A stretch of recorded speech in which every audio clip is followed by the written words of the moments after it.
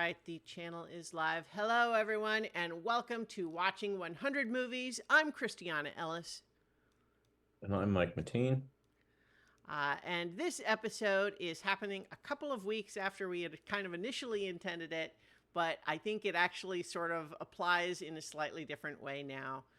Today's theme is the state of Star Wars. And we chose this when we were in the weeks leading up to the release of the latest Star Wars film to be released in theaters, The Mandalorian and Grogu. And we were in the state where everyone is excitedly looking forward to it or not. But now we are in the post-release stage where some people liked it, myself included, but also the collective reaction was kind of a big meh, and it didn't seem to have made much of an impact. So we're not just talking about The Mandalorian and Grogu, though. We're talking about the whole Star Wars thing. Yeah. And just for context to fuel this perspective, I'm someone who has pretty much stayed checked into Star Wars. I've watched all of the TV shows. I've watched all of the cartoons, at least, since the Clone Wars, all of those ones in that range. I've not read every single tie-in novel. I've not read all of the comics, but I've watched pretty much all of the TV shows and movies that have been made available with Star Wars. By comparison, I was a big fan of the original trilogy. Uh, the prequels I went to see and was excited about. They were fine. Um, then I kind of fell out of the Star Wars universe. I've seen the Skywalker saga, maybe have seen some of the other like auxiliary movies that came out. Uh, but really liked The Mandalorian. mm-hmm, It's the only one of the TV shows that I've actually watched and just really enjoyed that. But I also realized that I think I fit the mold of a lot of people is that I really enjoyed it as a TV show format. And I was thought I was going to get excited to go see it in the theater, was mildly interested, and then got the meh reviews and just didn't make the trip to go see it. I mean, I'm gonna mm-hmm, watch it. I like the series. I think The Mandalorian and Grogu is a cool set of characters, but so I've been into Star Wars.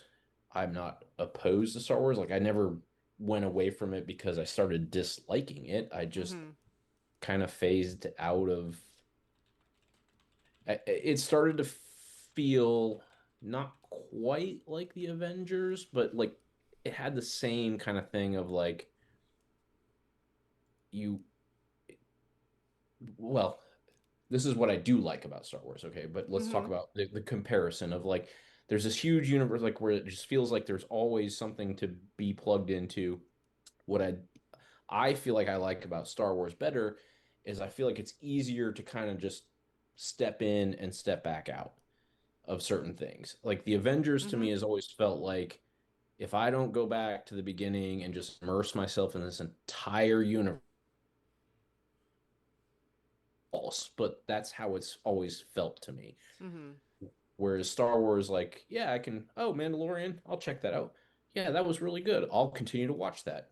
I've mm-hmm, turned on the Boba Fett show. It's like, okay, it's good enough, but I never made time to finish it, right? And that was okay. mm-hmm. So The big thing about the Boba Fett show, kind of, I think it's considered by many to be one of the weaker TV show efforts, but one of the big complaints about it was that they decided to put basically 2 episodes of the Book of Boba Fett might as well be Mandalorian episodes because they have big Mandalorian plot points in them that they just decided to put in a totally different show. So if people aren't watching that, they're just going to tune into the next season of Mandalorian and having missed big things.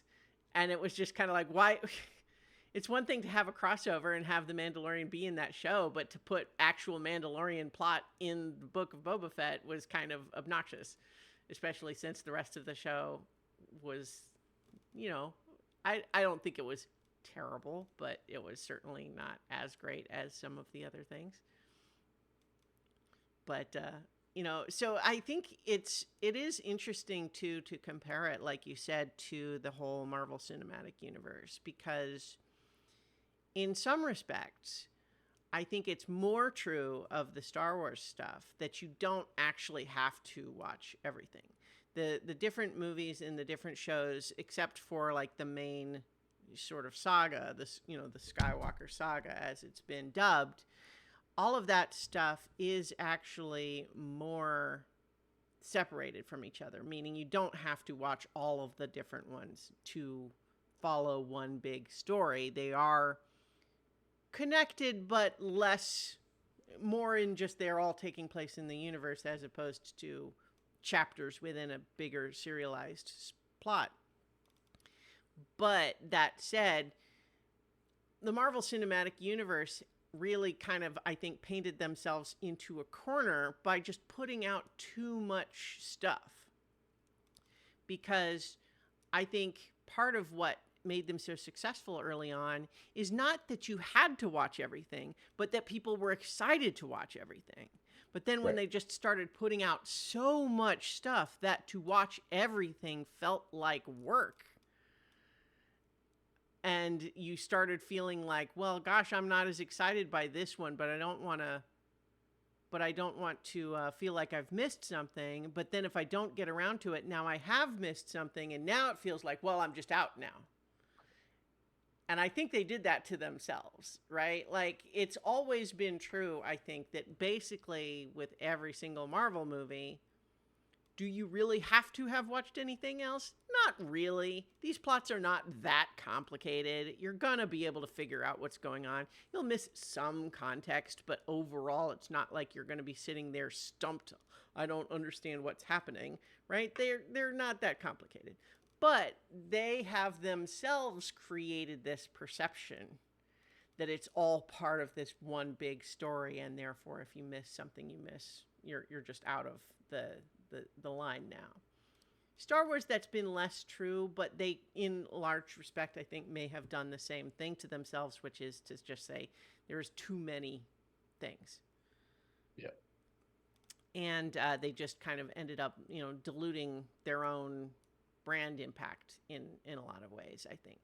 Now, I personally still like Star Wars as just kind of a flavor of media enough that I didn't get tired of it. And so certainly there are some of them that I like more than others. And include there's a handful that I would say are not very good. But at the same time, I think a lot of them are still pretty good. And by and large, it's one of those things where I've sometimes used the phrase Star Wars stew, right? Like, it's all just Star Wars stew. And I'm not that worried about whether this bite was better than that bite or whatever. But it's more just kind of like, yeah, do I like Star Wars stew? Yes, I like Star Wars stew. I'll have another bowl, please.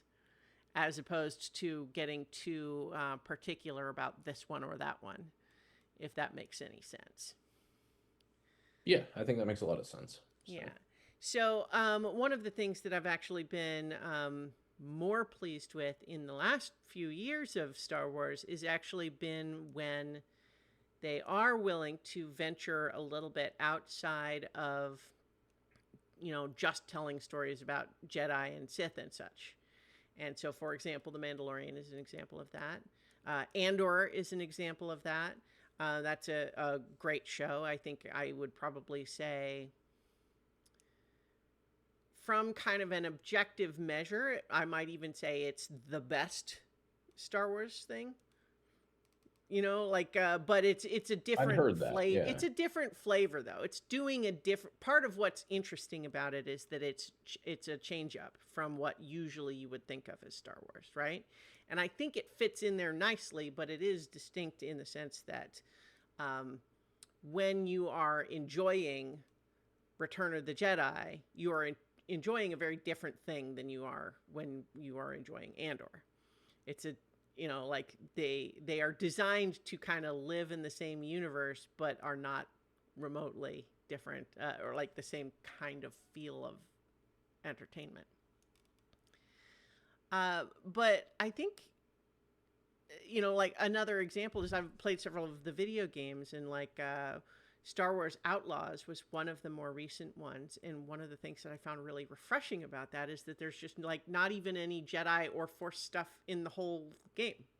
You are playing a criminal who is not part of the rebellion and is not part of the Empire, and her basic deal is that she doesn't want to get involved. She's kind of Han Solo if he didn't get involved.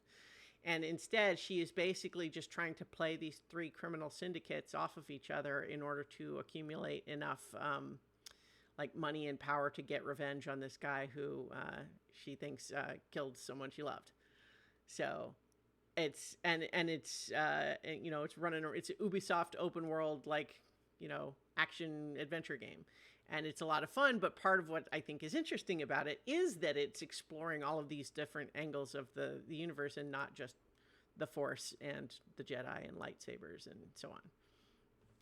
So I think that Star Wars, it's like it's a setting that has room for lots of different kinds of stories to be told in it.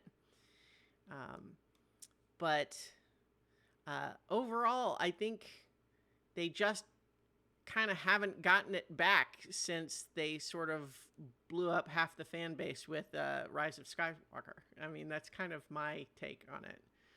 Um, so you mentioned the Skywalker saga and the prequels. Did you did see all three of the sequel trilogy? I have at some point, yeah. Mm-hmm. But not I did something not. you like have continued to think about a lot. No, and it wasn't. I chose as my rewatch to do the original trilogy, but Mm-hmm. Oh, sure, sure. um, trying to think. I'm trying to remember back to what you're talking like Okay, that well, blew so up. Yeah, here's remind me the what blew up yes, half the fan base. here's the high level issue. Okay, so you have The Force Awakens comes out in 2015, directed by J.J. Abrams.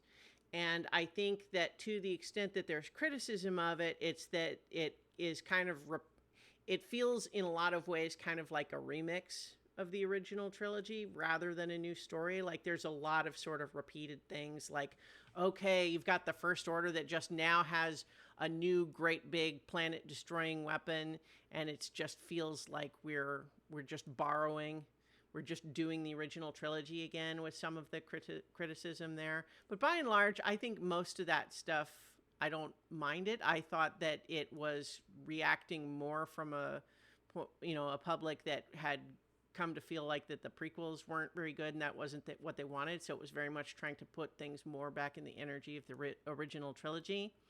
But you got Han Solo there. You got I think some really great new characters with Poe, Finn, and Rey, and Kylo Ren. Hmm. I think all of those are great characters and well cast, and they're fun to watch, and I'm having a good time. And I think that it has some issues that are less apparent in that movie than they are when you start trying to say, okay, this is the foundation of a new trilogy. And some of those things are just like, there's a scene in which the First Order has just used their Starkiller base. So, like, just factually, what they do is that they fire it once and are able to blow up 6 different planets, which is supposed to include basically the entire New Republic government. But like, we don't know any of those people. We barely see it happen for more than 3 seconds, and so it kind of just feels like, what was the actual impact of that, other than our characters are scared for 15 seconds before they're in the middle of their own action sequence. And it just sort of feels like that seems like a really big thing to have happen that is like barely noticed by the characters on screen. And so things like that, but in those are, but by and large, I think Force Awakens is pretty good. But then there's The Last Jedi, directed by Rian Johnson, which I think there were a lot of people who didn't like various things about it, and some of those people had actual sort of fair complaints just about their own preferences of what would go into the movie and what shouldn't be there. Um, But there was also, unfortunately, a very large number of bad faith complaints that were doing pretty awful things, like the actress who Kelly Marie Tran, who played Rose Tico, one of the new characters in that movie, got like a ton of internet harassment, basically saying that her character sucks and she shouldn't be there, and was getting like a lot of like real life harassment, and basically Disney just like didn't do anything to like defend her or protect her against that. And you ended up with just an awful lot of kind of the worst people, the worst Star Wars fans, just deciding that Rian Johnson had ruined all of Star Wars by, having a woman be in charge of of the rebellion, even though like she was literally replacing Leia when Leia was in a coma, and so like. Uh, So there, and just things like, when Leia gets blasted into space, but she uses the Force to pull herself through space, and people are saying, "Oh, that's stupid," and then lots of people didn't like this whole the Canto Bight section where they go to this casino planet, and so there were, it's fair for people to not like pieces of that movie. But it's also true that there were a lot of people, the sort of same people that got really upset with Force Awakens, was like, what? There's a black stormtrooper? How dare? And it's like, come on. But what I and a lot of other people also really liked about The Last Jedi is it felt like where Force Awakens was kind of playing it safe. It's like, let's play the hits, but with some new beats in it. Like, this is a dance remix of the original trilogy. Right. Last Jedi felt like this is the first one that's actually maybe doing something new. It's looking in a direction away from only what's happened before, and maybe in the future of like, well, what maybe could Star Wars be after this, right? And it introduces things like this idea that, well, who is Rey, this mystery girl who's so strong with the Force? And it says, actually, she's no one. And that's the point, is that you don't have to be from some famous bloodline in order to be important. The Force could show up with anybody. And like that was part of the plot in that one. And then there was a lot of complaints about like Luke having cut himself off from the Force, saying that they didn't like the way Luke acted in that one. So there was a lot of these criticisms, but I felt like some of those criticisms were maybe coming from the people who said, no, I don't want you to try new things. I want you to do it like you've always done it, like I want it, and that sort of thing. But then what happens is you get to The Rise of Skywalker, the last one, that went through a whole bunch of behind the scenes problems, some of which are self-inflicted and some are not. One big problem was just that Carrie Fisher died, which is really just, it was awful. Nobody was kind of really saw it coming. She hadn't seemed like she was in poor health. She had been planned to be a big part of that movie, and then all of a sudden now they're having to completely rewrite it to deal with the fact that she's not, can't be in it anymore. And so they had to just like, well, okay, now what are we going to do? And they had the original guy who was going to be writing it and directing it getting fired and replaced with J.J. Abrams again, like halfway through production. And there's a lot of that that, was kind of in the mix. But ultimately what they put out was a movie that feels like everyone behind the camera was listening to those worst Star Wars fans and saying, oh, no, they didn't like it. Well, we have to make them happy. So don't worry, we're going to backtrack on everything that I thought was cool about Last Jedi. So, oh, you didn't like that Rey was just a no one and didn't actually have some connection to anyone else? Well, guess what? Actually, she's a Palpatine. And, oh, by the way, the Emperor's back now. Somehow the Emperor has returned is a line in the movie. And then it felt like all of the things where The Last Jedi was trying to say, well, what else can Star Wars be? The return of the Rise of Skywalker feels much more like, oh, never mind, you don't like that, so we're gonna go back. Hey, don't you remember the Emperor? Wasn't that fun? Well, guess what? He's back. And oh, you didn't like Rose? You didn't like that character? Well, don't worry, she's barely in this one. And it's just there's a lot of for example, one of the things that the fandom really liked to do, even though it was really never confirmed on screen or anything, is that Oscar Isaac and oh God, I'm forgetting the actor's name, but Finn's character, so Poe and Finn had just like really fun chemistry with each other as characters in the movies. And so there were a lot of people who liked in their headcanon to say, oh, I'm imagining that they're gay and they're going to be in a romance with each other. And like the movies never said that was going to happen. They just had fun chemistry together, and people liked to imagine that maybe the story could go that way. But then guess what? The Rise of Skywalker makes really extra sure that everybody knows that both of them are straight and they get racially appropriate girlfriends. And it's just one of those things. It's like, it feels like explicitly a response to, oh no, you're not allowed to be a fan that way. You have to be a fan this way, the way that all of these bad people are. Mm-hmm. Like you're not allowed to even pretend that they're going to be gay with each other, and we just not confirm it either way. We're going to make sure that it's really explicit that they're not. And it's just full of stuff like that. And so even though I rewatched the whole run, and I think Rise of Skywalker does have some fun stuff in it. But it also just has a lot of stuff that just feels either like it's deliberately pandering to the people who had the worst faith complaints about The Last Jedi, but also just has like not one, but two different times where they seem to be suggesting that a main character is dying, only to just backtrack it at the last second.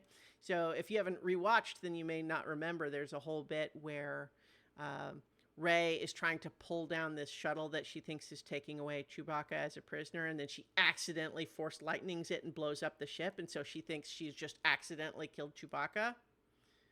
And then 10 minutes later, the movie just says, actually, there was a second shuttle, and Chewbacca was on the second shuttle, so he's fine.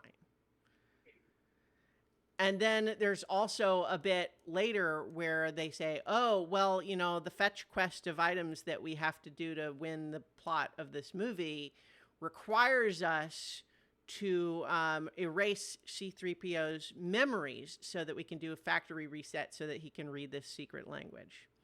And they make a big play of, oh, isn't it kind of sad that we have to erase 3PO's memories? But don't worry, 15 minutes later, it turns out R2-D2 has a backup of his memories for some reason, and so he's just fine now. And it's just like the movie keeps doing stuff like that, and it just feels like there's no... the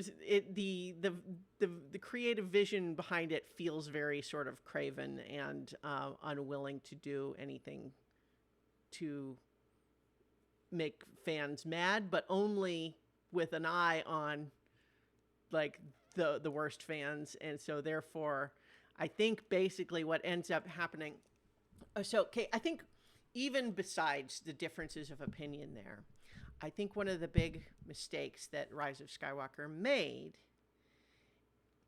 they were trying on purpose to say, this is the big epic finish of this saga, right?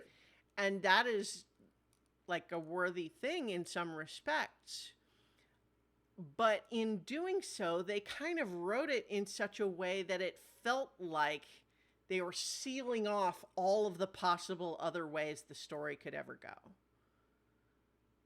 And so after it, even if you liked it, it feels like, okay, that's done now. It didn't feel like, oh boy, that was great. Now I wonder where the story could go. It felt like, oh, well, so it's done. Yeah. And so it just really felt, instead of this being a like, oh, we're finishing this story arc, but just tune in next week for the next thing. Instead, it really felt kind of like, nope, this is the big finish and we're done now. And they were doing other stuff, but it just really that's why I think just it left a lot of people, even the people who liked it, okay, it felt so clearly like, okay, if you've only been half enjoying this, now's the point to get off. Right? And it really was not until like The Mandalorian had already like premiered by that point. 2019 was when The Mandalorian started and was the same year as Rise of Skywalker. Yep. And so I think that there were still people like The Mandalorian, was kind of a phenomenon when it came out. Like it was, people were talking about it, people were watching that show. But like, did you keep up with The Mandalorian? Did you watch all Mhm. 3 seasons? Yep. Um, so I think that like I think that I feel like with a lot of the people that I've talked to, the sense has been that The Mandalorian kind of fell off a little bit. Like season 3 wasn't as good. Um, I think my own opinion on that is basically just comes down to uh, the lone wolf and cub style adventures of Mandalorian and his little baby Yoda companion. Um, I think that's fun. I want to watch them have an adventure of the week. I am less interested in let's restore the cultural heritage of the Mandalorian people. Yes. Not to mention the fact that the more you know about the actual Star Wars history of the Mandalorian people, the more you would be feeling like, really? I'm not sure we want to let them restore their cultural heritage. They, because the thing is, the Mandalorian people are not like, well, okay, maybe it is actually a little bit of a good example because it's kind of like if you've seen 300, you say it's like, oh, the warriors of Sparta. Isn't it cool that these epic warriors, withstood this assault so long against all of these people? But then, like, you actually look up the history of Sparta and they're kind of awful people, right? Yeah. So the Mandalorians literally caused like thousands of years of war where they, just because of their warrior ethos, were just constantly going out and conquering planets just for the love of fighting. And so like billions and billions of people killed in these wars that are not even because they wanted resources or anything like that, but just because they valued fighting so much that it was like all they cared about. And so it was just this ever expanding, conquering war that also frequently degenerated into civil wars where they destroyed themselves for a while. And that is their epic cultural heritage. Right. And I think that was that was kind of what I was touching on, is that like I really liked The Mandalorian in the beginning because it Mm-hmm. was the adventure of the week. I Yeah. feel like it worked better as a TV show, not as a saga. That's a good way to put it, not just as a movie, Mm-hmm. right? And I think that's what made me not so excited to go see the movie. And I didn't even know all of these things, but it felt like they were trying to appropriate concepts of today, right? About restoring heritage and, you know, those kinds of things. Like, right? Like, not necessarily, like, obviously the Mandalorians weren't immigrants, but it felt like it was trying to Refugees. yeah, refugees. It was like Mm-hmm. appropriating a modern thing and putting it on this sort of oddly. And to Mm-hmm. now hear you tell the history of the Mandalorian people, like it even feels more odd that that Yeah. was what they chose to do. I mean, like, Um, it's certainly true. Like, if where the overall history of it is, there is this, hundreds and hundreds of years of them just being this warmongering people, constantly causing these epic wars that killed a lot of people. then gradually becoming less and less of a huge factor, mostly because they like fighting so much that they fight each other quite a lot too. And so eventually, like, they weren't able to ultimately withstand when the rest of the galaxy actually rose up against them, because they kind of were constantly infighting too. But they always kind of stayed at least relevant for a long time, all the way up to, there's some history that takes place in the Clone Wars cartoon where there's actually a period where they elect a duchess that is a pacifist, and they actually exile all of the Death Watch cultists who are obsessed with fighting is the only way to ever have glory, and they exile them to their own moon. And so like that happens, but then she gets assassinated, and ironically, Death Watch, like this ultra violent cult, that's the group that our guy, the Mandalorian, is with, is them. And that's part of why, if you recall, when he first meets Bo Katan in the show, she's like, "Oh, you're one of those," which is kind of funny for her to say because she was in that group too, and she's also Satine's that Duchess's sister, which they never mention in the show, which is weird. But like, so like that stuff all happened, but overall, the show is taking place after the original trilogy, right? So after the Battle of Endor, when the second Death Star has blown up, the Emperor has been killed.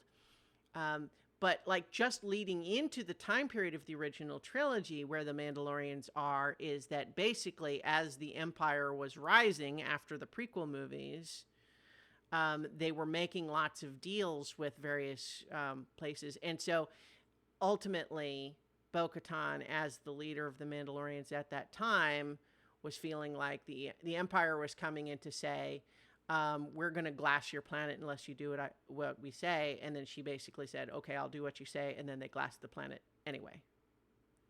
And so they kind of are refugees. They are victims of the Empire. But also, like, there's more to it than that, right? And so that's the stuff that the show doesn't get into, because it wants to present them as being this this victimized refugee people.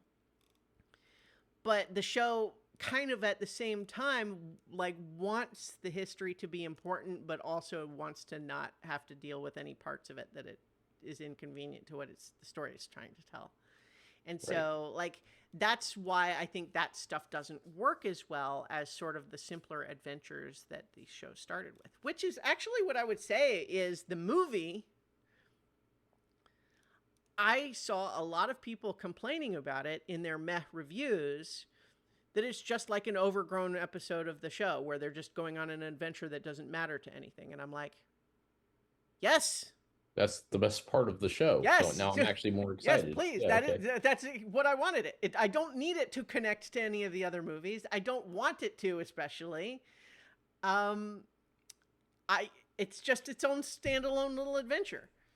And yeah, that it's I think it'll honestly get like a second life once it's on Disney Plus and people can watch it without like that expectation pressure that was getting put on it.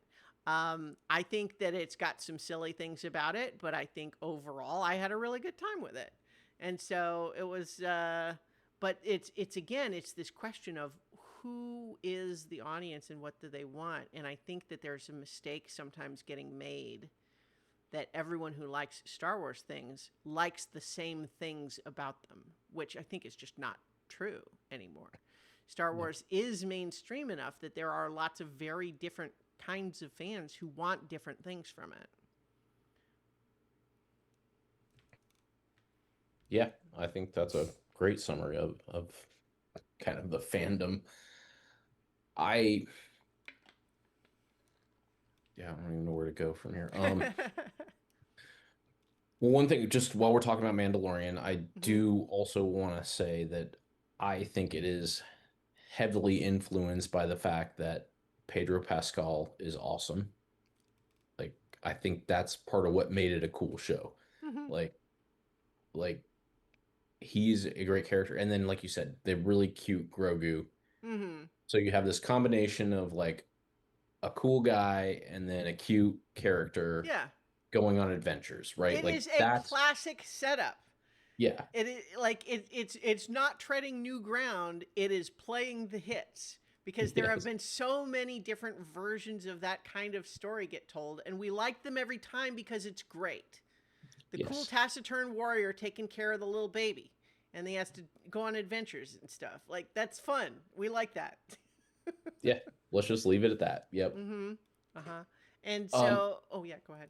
well, yeah, if you're still going on your No, please, please. rant, I I've was been gonna talking a lot. kind of go back into sort of how I approach this Mm-hmm. state of Star Wars and why I chose to watch the original trilogy, because Mm-hmm. one of the things that's always kind of felt like to me, and I think it was even further like solidified in this rewatching, is part of the trouble with all of this is that while they were always technically said that they were episodes 4 through 6, they are a complete saga. Mm-hmm.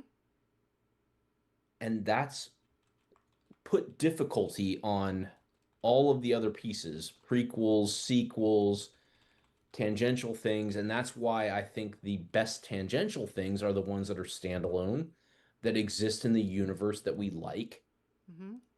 but why there's always trouble around the things connected to the original, because the original is self sufficient, even though it's self described as a middle chapter. Mm-hmm. But if you, I mean, you go back to, I mean, you, you're a writer. I mean, you know these theories, like the hero's journey, right? Mm-hmm. Like this is always something that's brought up. This Lord of the Rings, even Harry Potter are like great examples of, what is it, Joseph Campbell, I think, Yeah. that created Hero the with a hero. Thousand Faces is the book that elucidates this. Although I'll have more to say about that, but please continue. Yes. So the hero's journey, like the 12 stages of the hero's journey, the original 3 chapters go through every single stage, right? And so it you don't you're wanting these other pieces, but you don't need them to complete the story. Mm-hmm. And that has been a huge challenge that I think is elucidated in all the things you were talking about in the sequels. And we didn't even get into the prequels, right? Which are, I mean, they're fine, but like they're not, they weren't necessary, right? I mean, Mm-hmm.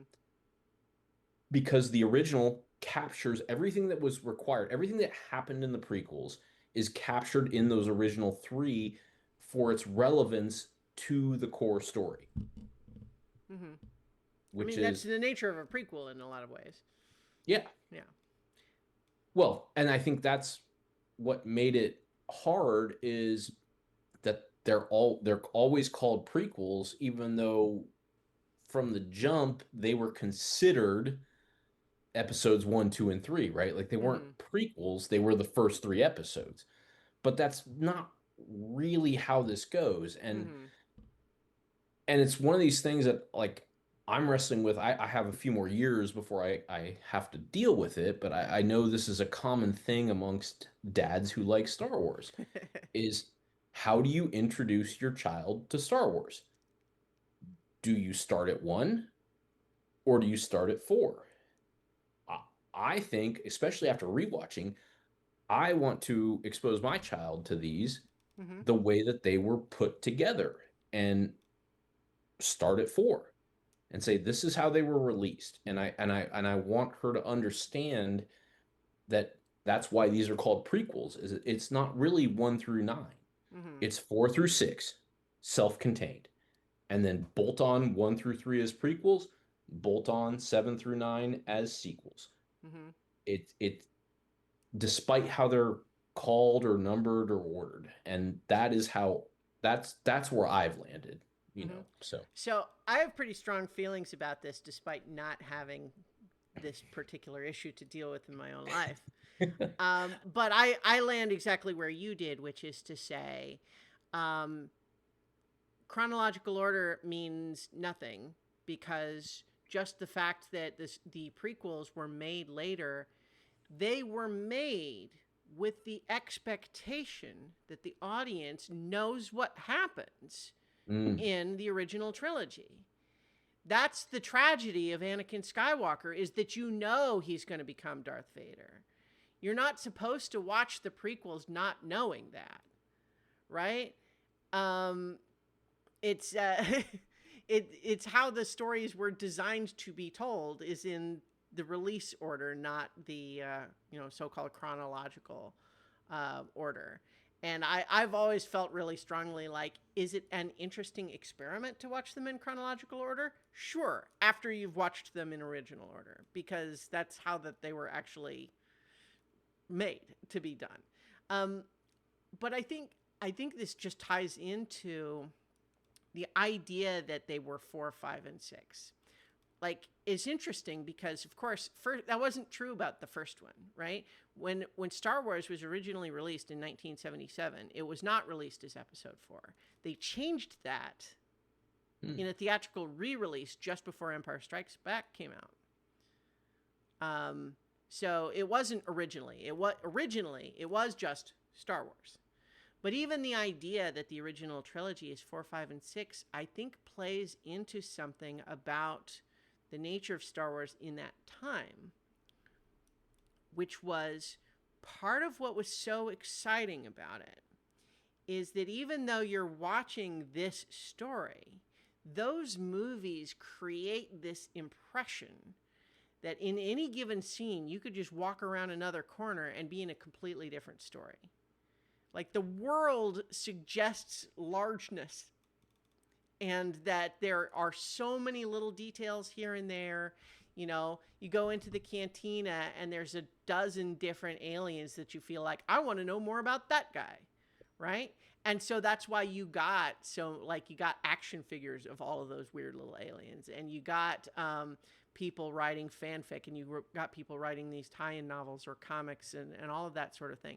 Like, tie-in novels were literally, there was an officially released tie-in novel before Empire Strikes Back came out. That's how quickly that stuff started, right? Yeah. And it's funny too, actually, because it's totally contradicted by Empire Strikes Back. It's like they put out this official tie-in novel that was not canon even a year later.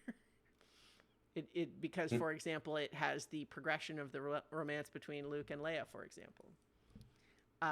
Because they didn't know. Nobody knew. So but that said, like, those movies, even when you watch them today, they feel like you are just watching one story amongst uncountable stories that are taking place in this big galaxy, right? And I think that impulse is part of what made Star Wars what it became, which is this huge cultural phenomena that was able to produce all of the rest that has come since. But I think that's exactly the problem that you run into when we talk about Rise of Skywalker, like I said, is that instead of this feeling like, isn't it exciting how much possibility there is in this setting, in this galaxy, by the time you're getting to the Rise of Skywalker, it feels like literally they're trying to fence off and seal off all of those little walls and burn off all the little loose ends. Instead of saying, isn't it great that there's infinite possibility? And the answer is like, yeah, it was great. But now that we've gotten to make these movies, this is the thing that happens and not something else. And it feels limiting in a way that the original trilogy kind of feels unlimited. Yeah. The prequels. So for myself, I had watched all of them before, but I did rewatch basically all of the movies. I did not rewatch Solo or Rogue One, but I rewatched the 9 main entries. And I think that the prequels oddly feel kind of better to watch today than they did when they were new, even. In some ways, just because the story that they tell is so different than what I think a lot of people expected it was going to be in terms of how things develop, meaning that the Jedi Council was themselves actually largely responsible for how things went, right? Obviously, you have Palpatine as the Emperor, deceives everyone and he's evil and he's trying to take over, but he is able to do that because the Jedi Council has really gotten calcified and petrified and unable to deal with that kind of a problem. And that watching the way that the democracy of the old republic gets subverted and taken over by the emperor honestly feels more relevant today than it did in the 1999 and the early aughts. And it's just one of those things where you watch it today and you can't help but see some of that stuff, like, you know, Padme saying, "This is how liberty dies," to the sound of thunderous applause. You know, it's like, that was a potent line then, but now you sort of say, "Ugh." um, and I think that there's some like they definitely have their issues, and I think the issues are largely of execution. And I think part of maybe what happened there is that George Lucas, clearly a visionary who came up with Star Wars, but he was one person amongst many who made the original trilogy what they were, and him having more complete total control and wanting to write and direct everything himself during the prequels was maybe not the right move, because even though he has many incredible skills as a storyteller, maybe not a great director of actors, um, and maybe could have done with more people being willing to tell him no to some things. And I think in some ways, like, I've always kind of said that the story of the prequels is better than the movies are, which is just what I mean to say is that I think just conceptually, when you hear what the story is, I think that story is actually pretty good. And it's really only just when you start getting into the bits and pieces of this scene or that scene, like how it actually plays out, is maybe not as interesting or exciting as the idea of the story is. So that's an example of just something where maybe we can imagine another universe where the credits of those prequels say story by George Lucas, screenplay by someone else,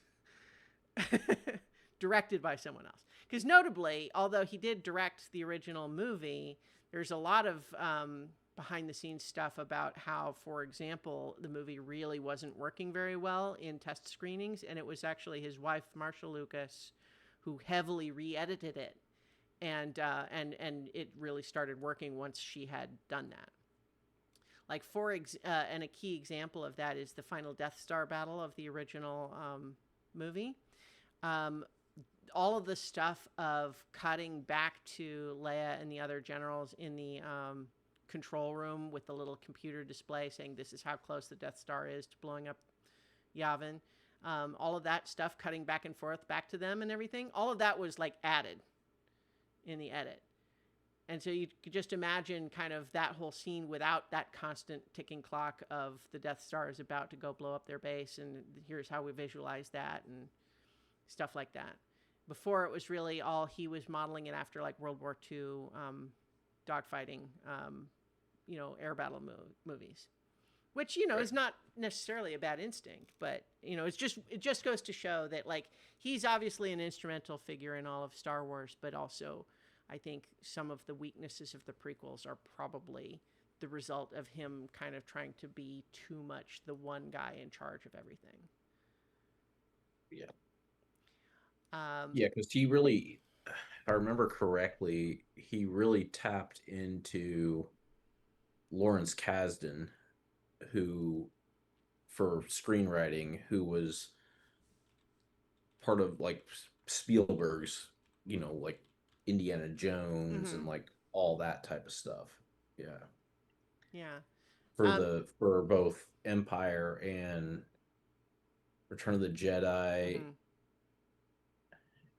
I think he also had some involvement in some of the later ones. I don't remember, but I believe that Lawrence Kasdan remained part of like Lucasfilm and in producer as a producer and stuff yeah. later.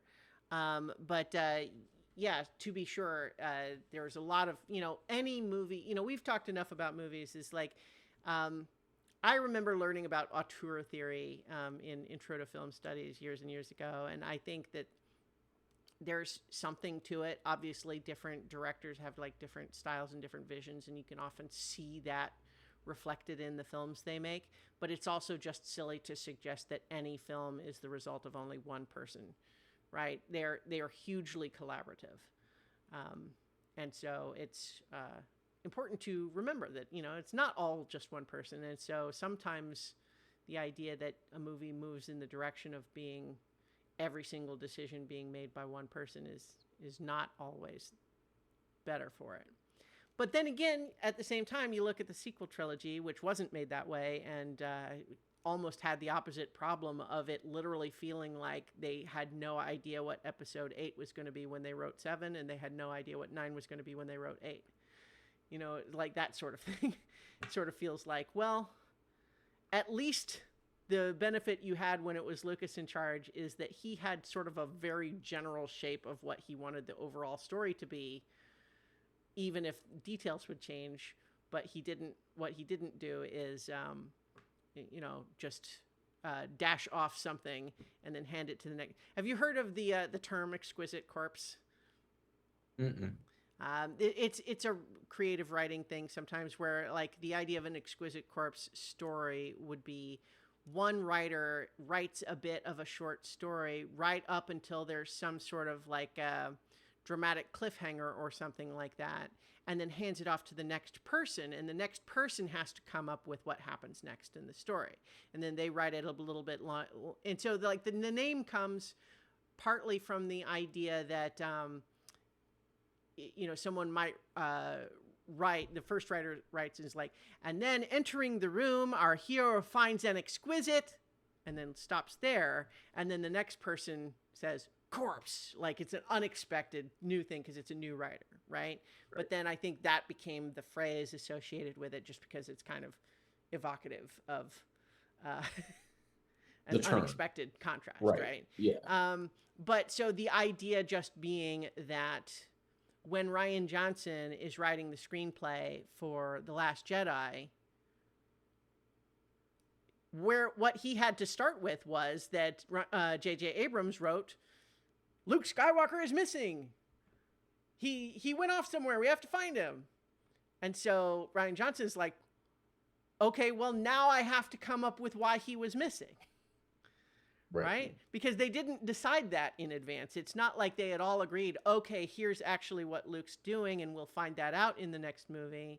It was more like J.J. Abrams just saying, yeah, well, I just need a conflict. So people are looking for him. People want to find him. Isn't that important? That's what's important. And then the next guy will figure out why he was there. And so it's like, there's it's just to illustrate that you can have problems arise from any number of different directions. There's not one right way to do it. Right. Yeah. I think that I'm just trying to think what else. So where we are now in terms of Mandalorian and Grogu came out, and I think it's not literally going to lose money at this point, but it was certainly not the big blockbuster Disney was hoping for, I'm sure. Although, having seen it and enjoyed it, I can't help but wonder, in watching it, I kind of have a hard time imagining that any of the people involved in making it ever really thought this was going to be the movie that would be a huge, big blockbuster. But I also kind of feel like maybe what Star Wars needs right now is to take that pressure off. You know what I mean? It's like, can it be enough for them to just put out a movie that makes its money back? Or is it considered a failure if it doesn't make $1 billion? You see what I mean? Yeah. I mean, I think that, you know, Star Wars needs to take that pressure off. You know what I mean? It's like, can it be enough for them to just put out a movie that makes its money back? Or is it considered a failure if it doesn't make $1 billion? Yeah. Um, but the other one that they've got in production right now is Star Wars Starfighter, which is going to be starring Paul. No, not Paul, but Ryan Gosling. Um, and directed by Sean Levy, who's made a few things that I'm not remembering off the top of my head, but nothing that I really thought was like, oh boy, I'm excited for him to make it necessarily. Um, but I'd be interested to see where that's going to go. But the thing is, since Rise of Skywalker came out in 2019, there have been like a dozen different projects that have been announced and canceled that they keep saying that they're going to do. Apparently, Steven Soderbergh wrote a whole screenplay that was going to be called The Search for Ben Solo, meant to take place after Rise of Skywalker. And Adam Brody was like, not Adam Brody, Adam Driver was on board, and like they were like hadn't started pre-production, but like had it all written up. Steven Soderbergh was excited to make a Star Wars movie, and then someone said, "Nope, we're not going to do that actually after all." And it's just like, okay, well, what are we doing then? I don't know, Mandalorian movie. You know what I mean? So, it's hard to know exactly, but for example, Dave Filoni, who has been responsible for overseeing a lot of the Star Wars cartoons for several years, is now the guy that's like the number one creative guy in charge of Star Wars. And Mandalorian and Grogu was kind of supposed to be like the first thing where he's in charge, even though he's not the director of it. So people, I think, are waiting to see what happens next. But the other piece of this that I feel like doesn't get talked about as much is the cartoons, where the TV shows and like the animated shows, I think, are continuing to be really good, partly by keeping their stories a little bit smaller in scope and just being like really cool looking and just exciting and just focusing on execution of smaller stories. And I feel like I'm really enjoying those. The most recent one just this year was Star Wars Maul Shadow Lord. And if you had asked me when they announced it, it's like, are you excited for another cartoon about Darth Maul? I would say, really? I don't know. But then it turns out it was really good. So I thought, I think those cartoons are really kind of knocking it out of the park, personally. Boy, Maul is another character, though, for someone who's not necessarily checked into all of the other stuff besides the movies. I mean, I guess you would have only seen Maul, obviously, in episode 1, where he was Yep. originally in Phantom Menace, and then for like 4 seconds in Solo at the end, which I don't know if you even remember or would have even recognized that it was the same guy. I remember him from 1. I do not remember him from Solo. Yeah. He is at the very, very end of Solo when Kira, the Emilia Clarke character, who's sort of the love interest for Han Solo in that movie, she decides she's going to stay as a gangster instead of going with him, right? It's revealed at that very, very end that she is working for Darth Maul, who is a, criminal gang lord, which ties into stuff that had happened in the cartoons as for like why he's not dead despite being cut in half by Obi-Wan Kenobi in Phantom Menace. He has robot legs now. It really doesn't like Obi-Wan. He's mad about it still. But like Darth Maul is an example of this character who shows up in episode 1 and is pretty cool, but apparently dispatched after having something like 10 minutes total of screen time, if that. But then gets this whole second life in all of the TV show stuff. I think, though, that I don't know that you are looking for recommendations of what Star Wars stuff that you haven't watched that you should or would want to watch. I would say if anyone out there is feeling like I'm curious about some of these TV shows that I haven't watched, I think I would probably say that I have a couple of recommendations. One is that Andor is great. It is a like serious TV show, and it is literally about, in the same way that the original Star Wars is this kind of epic space opera about ideals and good and evil and heroes and evil and that sort of thing. But at the same time, you can imagine that for the people who don't have the Force with them and are not in this epic mode, there's a lot of people who have to do the hard work of the rebellion, right? The espionage and the tough decisions and that sort of thing getting made. And Andor is about like those people.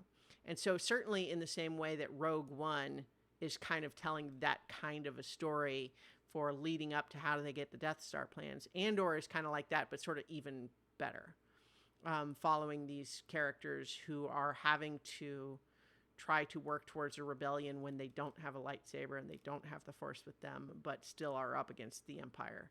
And it's great. I also heavily recommend the Skeleton Crew show, which is basically like the Goonies plus Star Wars, because it's completely different mode, but basically what it's about is there is a planet that is basically 1980s suburbs, the planet, because they have like this protective shield that have basically kept their planet hidden away during this whole galactic civil war. So they haven't been touched by any of it, but you got a bunch of kids who feel like they don't have enough adventure in their lives until they find a crashed spaceship that accidentally takes off and strands them far away from home. And now they have to get back by enlisting the help of pirates. And it's actually really a lot of fun in that sort of like Goonies or like Spielberg-y sort of mode. Highly recommend it, actually. It's another one where it's just like it's a relatively short series. It's just this one season. And I think it might only be like 6 episodes or something like that. Maybe, I can't remember now. But the point is, one short season, easy to watch. Let's see. I was just going to see if I could easily see how many. 8 episodes, yeah. And then, yeah, those are pretty good. And then if you wanted to check out one of the cartoons, that Maul Shadow Lord one that's just recently finished is another.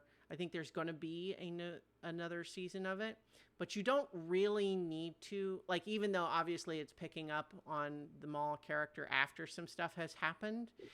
You don't like it. It's again, it'll catch you up to anything you like really need to know. But really what's cool about it is almost more the stuff around him and just the fact that the cartoon looks so cool and the action is really great.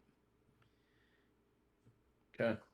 So that's where I would kind of say if anyone was looking to get more into that stuff, there's some really great stuff available in that way.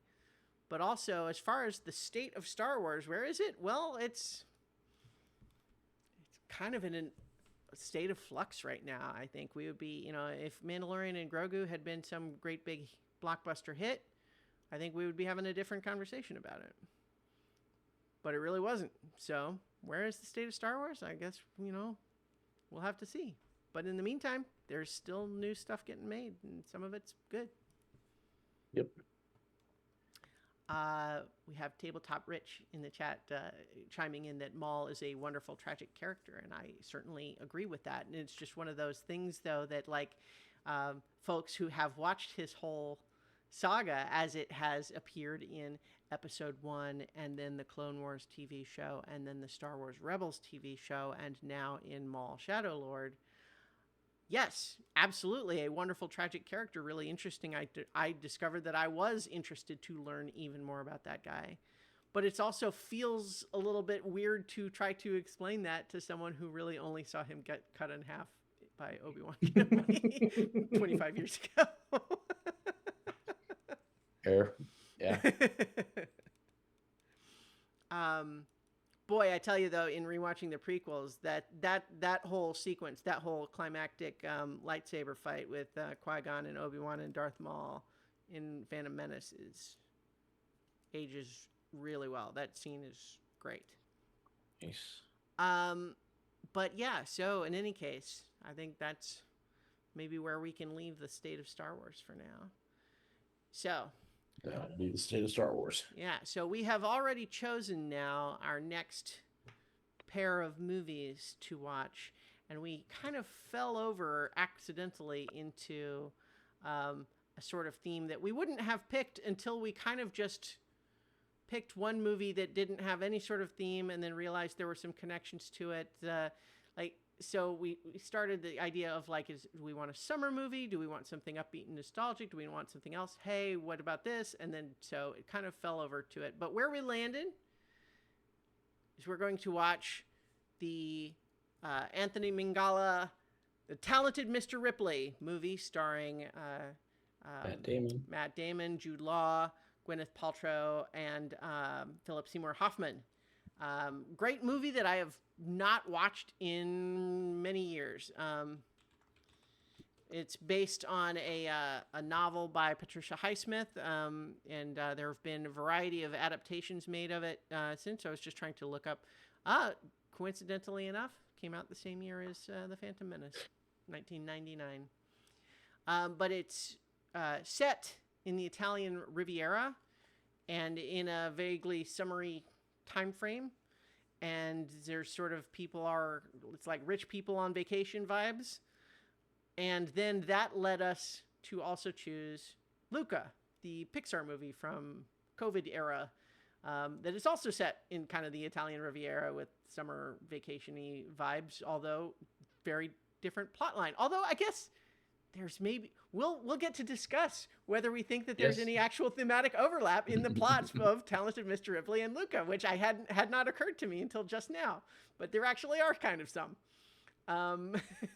We will get to those. We will get to those. And so in any case, when we hopefully will not take quite so long in between episodes, but when we return for our next episode, we will be talking about The Talented Mr. Ripley and Luca.